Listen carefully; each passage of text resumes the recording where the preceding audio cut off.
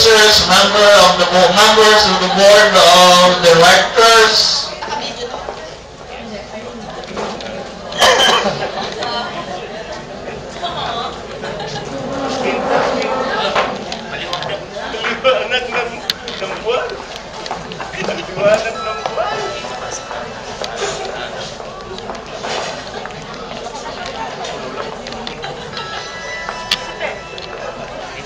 any more officers?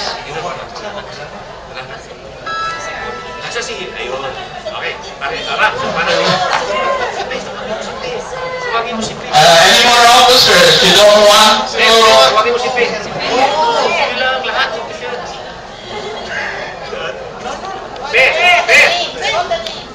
Come here. Yes, you've been promoted.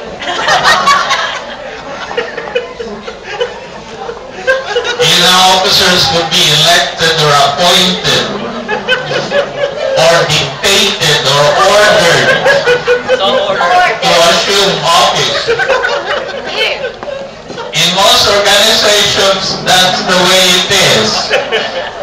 You are appointed. Okay, you're ready. You're ready now. Okay, we are ready.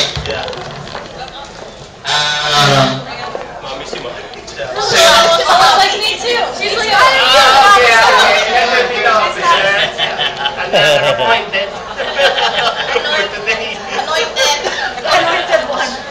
Ordinarily, an induction signals the beginning of an office at pagsisimula ng gagampanan ang tungkulin.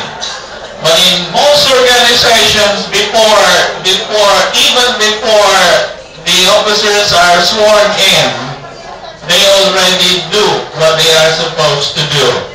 Especially if there is a dictator who is ordering them to do what needs to be done. Yes. So this basically is a formal assumption of the office. So I want you to raise your right hand and repeat after me. I do solemnly swear that I will conscientiously perform my duties as please state your position. President. Cameraman. Obey the bylaws and other rules of Pag-asa Social Foundation. So help me God. So help me God. Congratulations.